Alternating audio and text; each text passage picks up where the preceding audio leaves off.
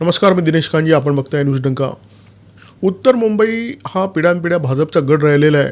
बोरिवली मतदारसंघ हा अत्यंत सुरक्षित मानला जातो आणि त्यामुळे दिग्गजांना सोयीचाही वाटतो. मुंबई भाजपचे सरचिटणीस संजय उपाध्याय यांना भाजपने इथून उमेदवार म्हणून घोषित केलं आणि त्याच्यानंतर पक्षश्रेष्ठींच्या डोक्याला ताप सुरू झाला. कारण माजी खासदार गोपाळ शेट्टी यांनी इथून बंडाचं निशाण फडकवलं होतं. अखेर आज भाजप नेतृत्वाला गोपाळ शेट्टी यांचं हे बंड शमवण्यामध्ये यश आलं. भाजपचे नेते आज सकाळी त्यांच्या घरी गेले होते. त्यांच्या भेटीनंतर, त्यांच्या चर्चेनंतर गोपाळ शेट्टी यांनी जाहीर केलं की पक्षाचं हित अडचणीत येईल असं मी काहीही करणार नाही. गोपाळ शेट्टी हे पक्षाचे बुजुर्ग नेते आहेत. त्यांनी पाडव्यानिमित्त पक्षाच्या नेतृत्वाला एक गोड भेट दिलेली आहे. सुरुवातीला संघर्षाची भूमिका घेणाऱ्या गोपाळ शेट्टी यांनी अखेर आपली तलवार बयान केली, उमेदवारी अर्ज मागे घेतला. लोकसभा निवडणुकीच्या काळामध्ये गोपाळ शेट्टी यांचं तिकीट कापण्यात आलं आणि इथून केंद्रीय वाणिज्य मंत्री पियुष गोयल यांना पक्षाने संधी दिली. त्यांना लोकसभेचं तिकीट दिलं आणि पक्षाच्या या निर्णयामुळे गोपाळ शेट्टी प्रचंड नाराज होते. पियुष गोयल यांच्या विरोधात सुद्धा ते बंडखोरी करतील अशा प्रकारची चर्चा होती. परंतु प्रत्यक्षात तसं काही झालं नाही. गोपाळ शेट्टी शांत राहिले. परंतु पियुष गोयल विजयी झाल्यानंतर मात्र गोपाळ शेट्टी यांनी विधानसभेची जोरदार तयारी सुरू केली. त्याच बोरिवली मतदारसंघामधून, ज्या बोरिवली मतदारसंघातून ते 2009मध्ये आमदार झाले होते. आमदार आणि खासदार म्हणून गोपाळ शेट्टी यांचा संपर्क या भागामध्ये तगडा राहिला. त्याचं कारण आहे, गावखेड्यामध्ये अशी पद्धत आहे की आमदार किंवा खासदार हे आपल्या मतदारसंघामध्ये बारशापासून मैतापर्यंत सगळे कार्यक्रम अटेंड करतात. त्या कार्यक्रमांना जातात, लोकांच्या गाठीभेटी घेतात. म्हणजे लोकांशी जनसंपर्क ठेवण्याचा हा राजमार्ग आहे. गोपाळ शेट्टी मुंबईचे खासदार आमदार असून सुद्धा कायम याच मार्गावर चालत राहिले आणि त्याच्यामुळे मतदारसंघामध्ये त्यांचा जो संपर्क आहे तो अत्यंत प्रभावी आहे. आणि कदाचित याच जबरदस्त संपर्कामुळे गोपाळ शेट्टी यांना 2014मध्ये पक्षाने लोकसभेचं तिकीट दिलं. गोपाळ शेट्टी इथे दणदणीत मताने विजयी झाले. प्रचंड मोठा विजय, प्रचंड मोठ्या फरकाने विजय गोपाळ शेट्टींना मिळाला. गोपाळ शेट्टींना तिकीट दिलं होतं रामनाईकांचं तिकीट कापून. म्हणजे बुजुर्ग नेते रामनाईक जे अनेकदा या मतदारसंघातून जिंकून आले. म्हणजे तसं बघायला गेलं तर उत्तर मुंबई किंवा बोरिवली मतदारसंघ हा अनेक दिग्गजांच्या राजकीय कारकिर्दीची दफनभूमीसुद्धा ठरलेला आहे. 2014मध्ये गोपाळ शेट्टी इथून खासदार झाले. त्याच्यानंतर 2019मध्ये पक्षाने त्यांना दुसऱ्यांदा संधी मिळाली. सलग 10 वर्ष गोपाळ शेट्टी उत्तर मुंबईचे खासदार राहिले. 2024मध्ये मात्र त्यांना तिकीट मिळेल की नाही अशा प्रकारची चर्चा सुरू झाली.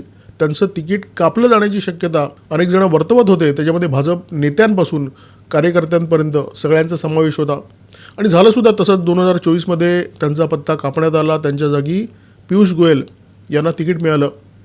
बुजुर्ग नेत्यांनी थांबावं. बुजुर्ग नेते जर थांबले नाहीत तर खालच्या फळीतल्या नेत्यांना संधी कशी मिळणार, अशी चर्चा उत्तर मुंबईमध्ये गोपाळ शेट्टी यांच्याबाबत कायम असायची. कारण बुजुर्ग नेते जर खेळत राहिले तर मग खालच्या फळीतल्या नेत्यांना खेळण्याची संधी मिळणार कधी, या प्रश्नाची चर्चा या मतदारसंघामध्ये सातत्याने होत राहिलेली आहे. गोपाळ शेट्टी यांनी वयाची 70 ओलांडलेली आहे, परंतु शारीरिकदृष्ट्या मात्र ते अत्यंत तंदुरुस्त आहेत, फिट आहेत. आजही खूप मोठा फेरफटका ते सहज मारू शकतात. त्यांच्यामध्ये महेंद्रसिंग धोनी संचारला आहे. लोकसभेमध्ये तिकीट नाकारल्यानंतर गोपाळ शेट्टी यांनी बोरिवलीमध्ये फिल्डिंग लावायला सुरुवात केली. म्हणजे त्याच मतदारसंघातून, ज्या मतदारसंघातून ते 2009मध्ये आमदार म्हणून निवडून आले होते. गोपाळ शेट्टी विधानसभेसाठी शड्डू ठोकत होते आणि पक्षाच्या नेतृत्वाला जाणीव झाली की यांचा तिकीट वाटपाच्या वेळी खूप मोठा ताप होणार आहे. पक्षाने गोपाळ शेट्टी यांच्या नावावर फुली मारली.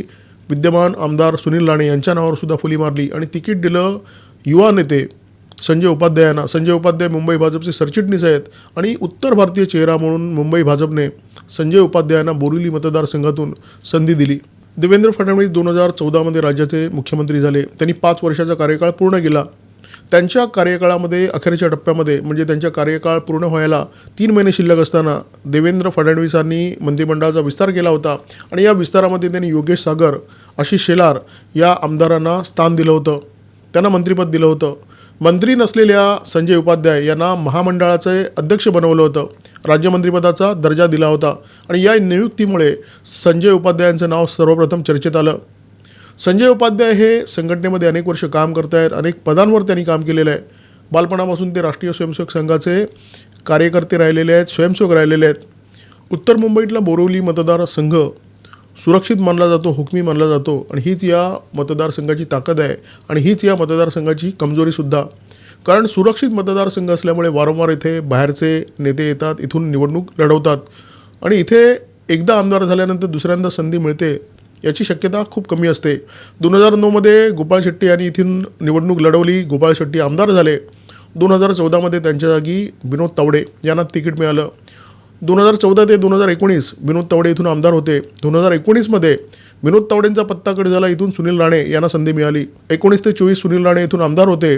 24मध्ये पुन्हा राणे यांचा पत्ता कट झाला आणि संजय उपाध्याय यांना उमेदवारी मिळाली.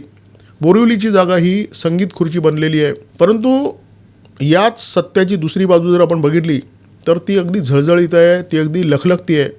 2009मध्ये गोपाळ शेट्टी यांना इथून उमेदवारी मिळाली. 2014मध्ये जरी त्यांचं तिकीट कापलं गेलं असलं तरी त्यांना खासदारकीची संधी मिळाली. 2009मध्ये आमदार झालेले गोपाळ शेट्टी 2014मध्ये इथून खासदार झाले.